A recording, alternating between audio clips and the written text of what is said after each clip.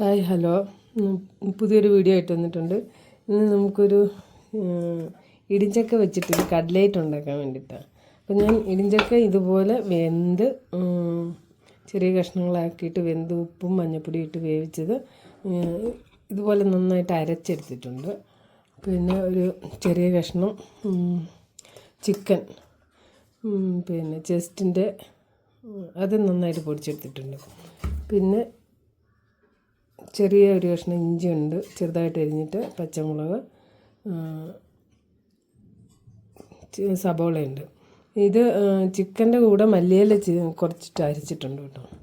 പിന്നെ ബ്രെഡ് നന്നായിട്ട് പൊടിച്ച് വെച്ചിട്ടുണ്ട്. ഇതെല്ലാം കൂടെ നമുക്ക് മിക്സ് ചെയ്യാം. ഇതിലേക്ക് നമുക്ക് മസാല ഇട്ട് കൊടുക്കാം.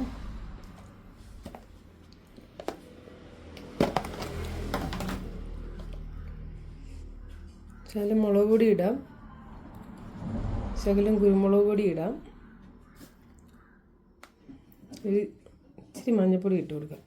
ഉപ്പ് എല്ലാത്തിനും ഉള്ളത് കൊണ്ട് നമുക്ക് ഉപ്പ് അധികം ചേർക്കണ്ട. പിന്നെ ശകലം ജീരകത്തിൻ്റെ പൊടി ഇടും.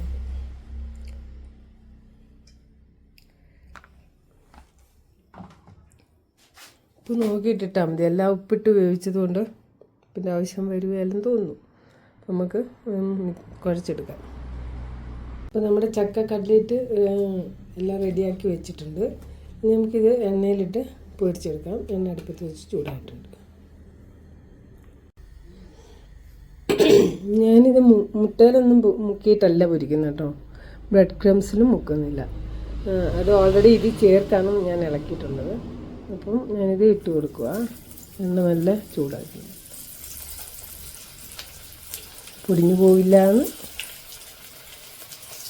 ഉപ്പ് ഞാൻ വേറെ ചേർത്തിട്ടില്ല കേട്ടോ. എന്താ ഇതിൽ എല്ലാത്തിലും ഉണ്ട്. പിന്നെ ബ്രെഡിലാണേലും ഉപ്പിൻ്റെ ഇതുള്ളതുകൊണ്ട് ഉപ്പ് വേറെ വേണ്ടി വരില്ല. ഒരുപാട് ചക്കയൊക്കെ നമുക്ക് എന്താ പറയുക ഉള്ളൊരു സമയം കൂടിയാണല്ലോ. ചക്ക വെച്ചിട്ട് ഇങ്ങനെയൊക്കെ ഒന്ന് ഉണ്ടാക്കി നോക്കിയാൽ നല്ല രസമാണ് കഴിക്കാനും. വേസ്റ്റാക്കി കളയാനും ഇല്ലല്ലോ. അപ്പോൾ തിരിച്ചും മുറിച്ചൊക്കെ ഇട്ട് നന്നായിട്ട് മൂത്ത് വന്നിട്ടുണ്ട്. നമ്മുടെ കട്ലേറ്റ് റെഡിയായി. നോക്കുക വരാം.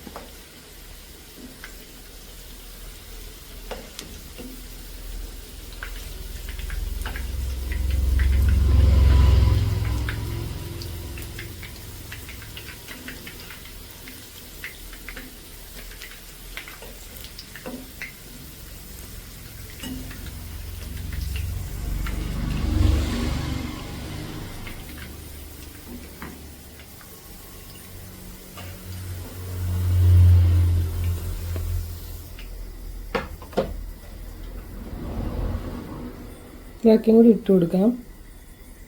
ഇപ്പോൾ നമ്മുടെ ചക്ക കൊണ്ടുള്ള കട്ലേറ്റ് റെഡി ആയിട്ടുണ്ട്. നല്ലതായിട്ട് നല്ല രസം ഇത് കഴിക്കാൻ കേട്ടോ.